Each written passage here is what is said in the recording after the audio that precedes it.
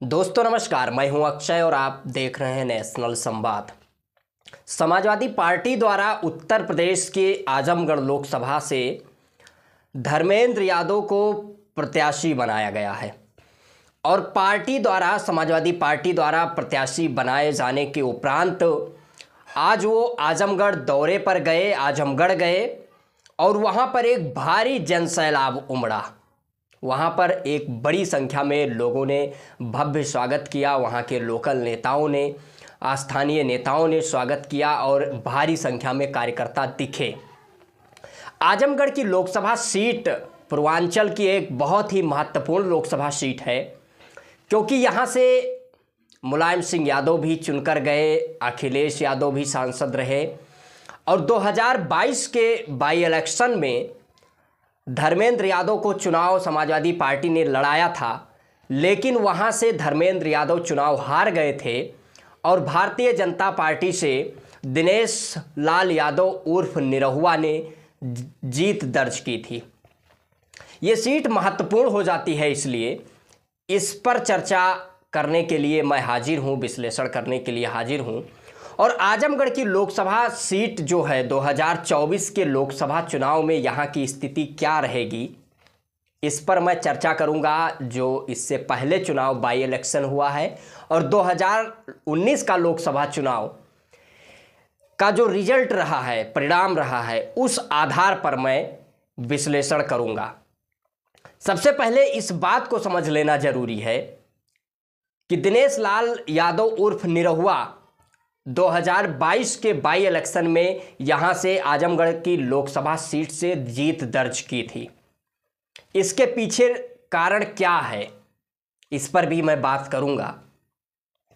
लेकिन वहां से अखिलेश यादव के भाई हैं धर्मेंद्र यादव, जो कि प्रत्याशी बनाए गए हैं। बदायूं से वो सांसद रहे हैं, पूर्व सांसद हैं और अब वो आजमगढ़ लोकसभा सीट से चुनाव लड़ रहे हैं। अब सवाल ये है कि क्या 2024 के लोकसभा चुनाव में धर्मेंद्र यादव निरहुआ को हरा पाएंगे, क्योंकि निरहुआ फिर से एक बार बड़ा दावा कर रहा है कि हम दोबारा से सांसद बनने जा रहे हैं। दरअसल में वहां से 2019 के लोकसभा चुनाव में समाजवादी पार्टी के राष्ट्रीय अध्यक्ष एवं पूर्व मुख्यमंत्री अखिलेश यादव लोकसभा सदस्य चुनकर गए थे, लेकिन उन्होंने करहल से पर्चा भरा 2022 के विधानसभा चुनाव में और वो विधायक बने। जब वो विधायक बने, नेता प्रतिपक्ष उत्तर प्रदेश हैं वर्तमान में, तो उन्होंने आजमगढ़ की सीट को छोड़ दिया, तो वहाँ पे उपचुनाव हुआ।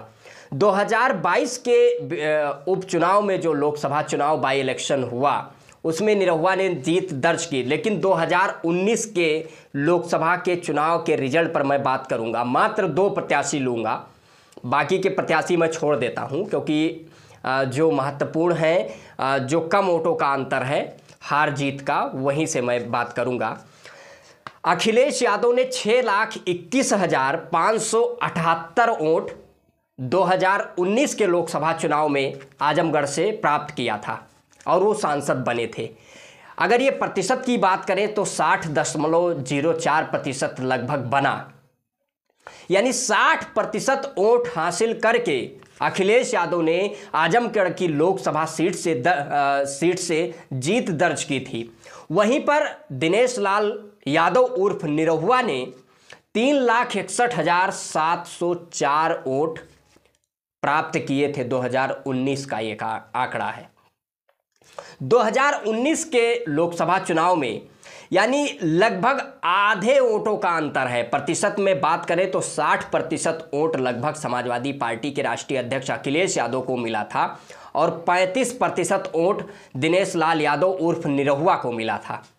यानी आधे का अंतर लगभग है, थोड़ा कम आधे का अंतर है। लेकिन 2022 में बाई इलेक्शन लोकसभा का हुआ तो वहां से प्रत्याशी बनाए गए धर्मेंद्र यादव। अखिलेश यादव ने अपने छोटे भाई को प्रत्याशी बनाया, चचेरे भाई को। तो धर्मेंद्र यादव जब वहां से चुनाव लड़े तो वहां से दिनेश लाल निरहुआ ने जीत दर्ज की।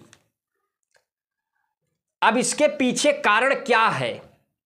इसके पीछे 2-3 कारण सामान्य तौर पर देखा जाए तो है।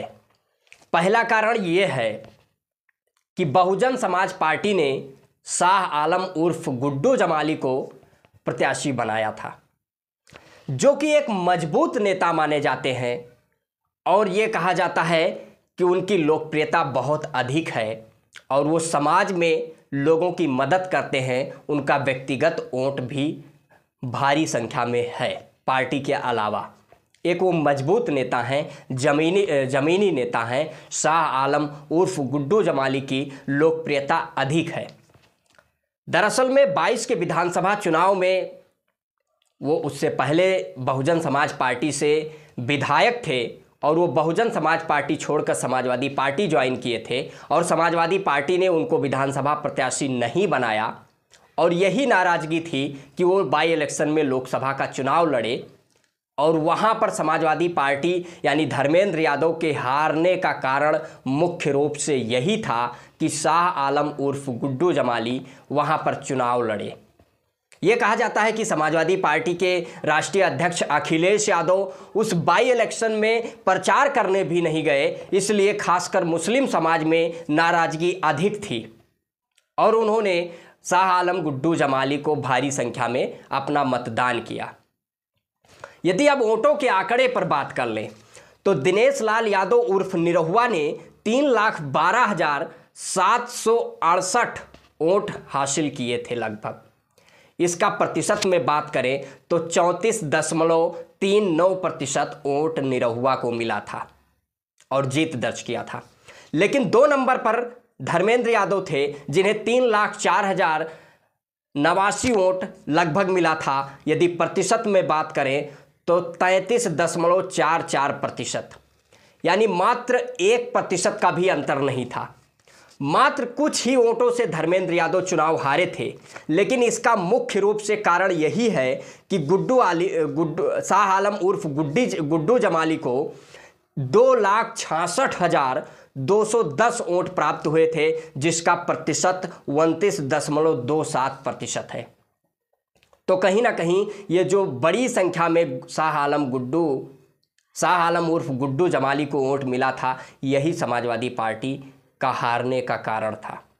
क्योंकि 2019 के लोकसभा चुनाव में जो वोट निरहुआ को मिले लगभग 3 लाख के आसपास और 2022 के बाई इलेक्शन लोकसभा चुनाव में निरहुआ को 3,12,768 वोट, यानी मात्र कुछ ही वोटों की बढ़ोतरी हुई। ये कह सकते हैं कि कोई ज़्यादा अंतर नहीं रहा, फिर भी वो जीत दर्ज किया। इसका कारण यही था कि गुड्डू जमाली बढ़िया चुनाव लड़े, मजबूत चुनाव लड़े। लेकिन अब निरहुआ के लिए एक बड़ी चुनौती है, क्योंकि 2024 के लोकसभा चुनाव में निरहुआ के लिए बहुत बड़ी चुनौती साबित होने जा रही है। क्योंकि धर्मेंद्र यादव, जो कि सामाजिक न्याय की एक बुलंद आवाज़ माने जाते हैं, जितना दिन वो सदन में थे या बाहर रहें, वो सोशल जस्टिस की मजबूती से बात करते हैं, सामाजिक न्याय के लिए आवाज़ उठाते हैं। दिनेश लाल निरहुआ ने कहा था कि हम सांसद बनेंगे तो आहिर रेजिमेंट बनाया जाएगा। क्या आहिर रेजिमेंट बना? चीन और भारत का जब युद्ध हुआ था, रेजंगाला युद्ध में अहीरों ने अपनी वीरता का परिचय दिया था और देश के सबसे महान रक्षा मंत्री, समाजवादी पार्टी के संस्थापक, पूर्व मुख्यमंत्री मुलायम सिंह यादव रहे। जब जब भी देश में अपने वीरता का परिचय देने का समय आया है, तो अहीरों ने अपने वीरता का परिचय देश की रक्षा करते हुए दिया है। तो सेना के क्षेत्र में यदि राजपूताना रेजिमेंट, महार रेजिमेंट, तमाम प्रकार के रेजिमेंट हो सकते हैं, तो अहीरों ने देश के लिए बलिदान दिया है, अपने वीरता का परिचय दिया है, देश के लिए उन्होंने अपने बलिदान दिया है, तो अहीर रेजिमेंट क्यों नहीं? ये निरहुआ का वादा था कि हम सांसद बनेंगे तो अहीर रेजिमेंट का निर्माण होगा। लेकिन भारतीय जनता पार्टी की सरकार उत्तर प्रदेश और केंद्र सरकार दोनों सरकार है, लेकिन केंद्र सरकार ने अहीर रेजिमेंट का निर्णय क्यों नहीं लिया? ये आजमगढ़ की जनता निरहुआ से सवाल करेगी, क्योंकि आजमगढ़ की जनता जानती है निरहुआ की हैसियत भारतीय जनता पार्टी में क्या है। इसलिए 2024 का लोकसभा चुनाव धर्मेंद्र यादव के पक्ष में जा रहा है। धर्मेंद्र यादव चुनाव जीतने जा रहे हैं। दूसरा कारण यह है कि शाह आलम उर्फ गुड्डू जमाली इस बार समाजवादी पार्टी के साथ हैं। अभी बीते दिनों उन्होंने समाजवादी पार्टी ज्वाइन किया है और समाजवादी पार्टी ने उनको एमएलसी भी बनाया है।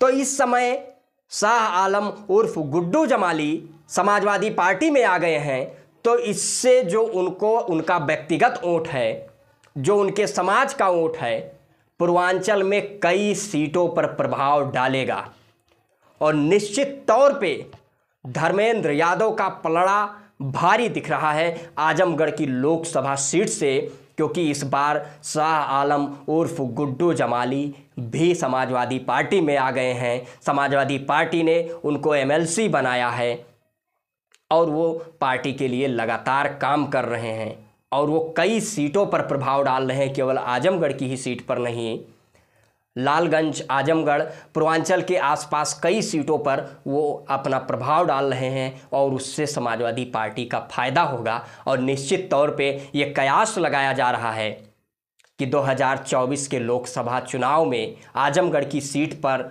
धर्मेंद्र यादव समाजवादी पार्टी जीत दर्ज करने जा रही है। लेकिन इस विषय पर आप सभी लोगों की क्या प्रतिक्रिया है? आप अपनी प्रतिक्रिया कमेंट बॉक्स के माध्यम से अवश्य दें। यदि वीडियो को यूट्यूब चैनल पर देख रहे हैं तो चैनल को सब्सक्राइब करें, वीडियो को फेसबुक पेज पर देख रहे हैं तो पेज को फॉलो करें। देखते रहें नेशनल संवाद।